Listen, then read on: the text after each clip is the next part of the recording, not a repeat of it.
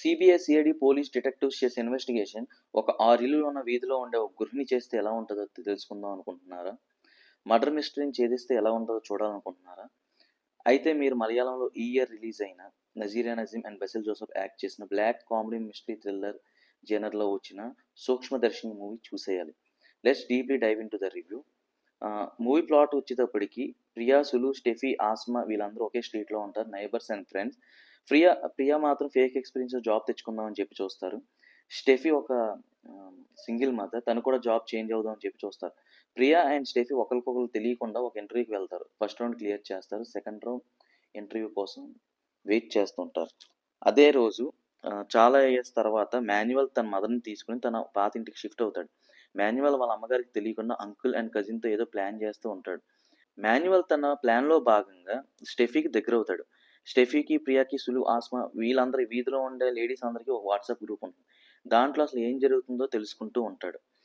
కరెక్ట్గా ప్రియా వాళ్ళ యానివర్సరీ రోజే మాన్యువల్ వాళ్ళ అమ్మగారు మిస్ అవుతారు.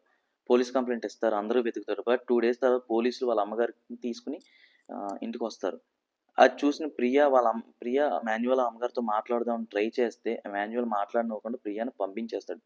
అప్పటి నుంచి మాన్యువల్ పైన ప్రియాకి అనుమానంగా ఉంటుంది. కొన్ని రోజుల తర్వాత మాన్యువల్ వాళ్ళ అమ్మగారు మళ్ళీ మిస్ అవుతారు. బట్ ఈసారి మాత్రం ఎక్కడ కనిపించరు. పోలీసులు కూడా వెతికినా ఎక్కడ కనిపించరు. ఈలోపు రైల్వే స్టేషన్ గేట్ దగ్గర ఒక శవం దొరుకుతుంది. అది వాళ్ళ అమ్మగారిదే అని చెప్పి వెతుక్కుంటూ వెళ్తారు. బట్ అది వాళ్ళకి కాదు.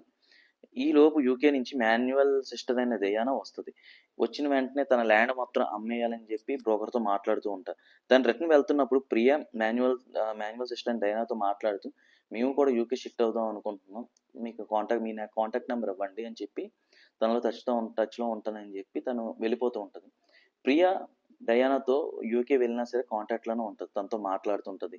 వాళ్ళ అమ్మగారి కేస్ స్టేటస్ ఏంటో తెలుసుకుందాం అని చెప్పి తను అడుగుతూనే ఉంటుంది. తను మాత్రం సరిగ్గా రెస్పాండ్ అయితే అవ్వదు. తను రెస్పాన్స్ సరిగ్గా ఇవ్వలేదని చెప్పి ఎందుకో ప్రియాకి డౌట్ వచ్చి వాళ్ళ ఫ్రెండ్స్ అయిన సులు అండ్ ఆస్మాతో కలిసి ఈ కేసు ఇన్వెస్టిగేషన్ చేద్దాం అని చెప్పి మాన్యువల్ ఇంట్లో లేనప్పుడు ఆ ఇల్లు మొత్తం సెర్చ్ చేస్తూ ఉంటారు. అసలు సెర్చ్ చేసిన తర్వాత ఫైనల్గా ప్రియాకి తెలిసిన నిజమేంటి? మాన్యువల్ అంకుల్ అండ్ కజిన్తో ఏం ప్లాన్ చేశాడు? డయానా ఎందుకని ల్యాండ్ అమ్మేద్దాం అనుకుంది? ఎందుకని కాల్స్ లిఫ్ట్ చేయట్లేదు? ఎందుకు అవాయిడ్ చేసింది? మాన్యువల్ వాళ్ళ అమ్మగారు బతికే ఉన్నారా, చనిపోయారా? ఫైనల్గా ప్రియా ఈ కేసుని రిజాల్వ్ చేసిందా లేదా? ఇవన్నీ తెలుసుకోవాలంటే మీరు సూక్ష్మదర్శిని చూసేయాలి. ఈ మూవీ చూశాక నా ఒపీనియన్ ఏంటంటే పాజిటివ్స్ ఫస్ట్ మాట్లాడుకుందాం. నజీరియా నజీమ్ గారు ఆఫ్టర్ 4 years తర్వాత ట్రాన్స్ మూవీ తర్వాత ఇదే స్క్రీన్ మీద కనిపించడం. ఆవిడ యాజ్ యూజువల్గా యాక్టింగ్ చాలా బాగా చేశారు. అండ్ బాసిల్ జోసెఫ్ ఇప్పటిదాకా కామెడీ టైమింగ్ ఉన్న మూవీస్ ఎక్కువగా చేశారు. అండ్ తను డైరెక్టర్ కూడా. ఈ మూవీలో మాత్రం చాలా సీరియస్గా యాక్ట్ చేశారు. అండ్ టెన్షన్ పడుతూ చేసిన ఒక సీన్ అయితే చాలా బాగుంటుంది.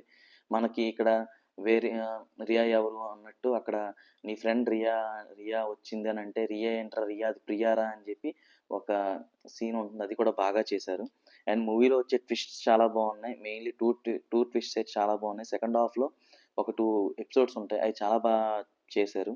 అండ్ బీజిఎం కానివ్వండి, ఆ నైట్ ఎఫెక్ట్లో వచ్చే పిక్చరైజేషన్ కానివ్వండి, లొకేషన్ కానివ్వండి, అండ్ ఆల్సో డైరెక్షన్ కానీ చాలా బాగుంది. నెగిటివ్స్ మాట్లాడుకుంటే స్లో నెరేషన్. అండ్ ఒక స్టేజ్కి వచ్చేటప్పటికి ఏమవుతుందంటే మూవీని మనం ప్రిడిక్ట్ చేసేవచ్చు. అదే టువర్డ్స్ క్లైమాక్స్కి వచ్చేటప్పుడు మనం ప్రిడిక్ట్ అయితే చేయొచ్చు. అండ్ కొంతమంది అయితే మనం చూసే మూవీని చూసే పాయింట్ ఆఫ్ వ్యూలో చూసుకుంటే ఇంటర్వెల్ దగ్గర మనం జాగ్రత్త చెప్పేవచ్చు నెక్స్ట్ ఏం జరుగుతుందా అని చెప్పి. సో ఫైనల్గా ఈ మూవీ చూసాక నా ఒపీనియన్ ఏంటంటే సినిమా బాగుంది, చూడొచ్చు.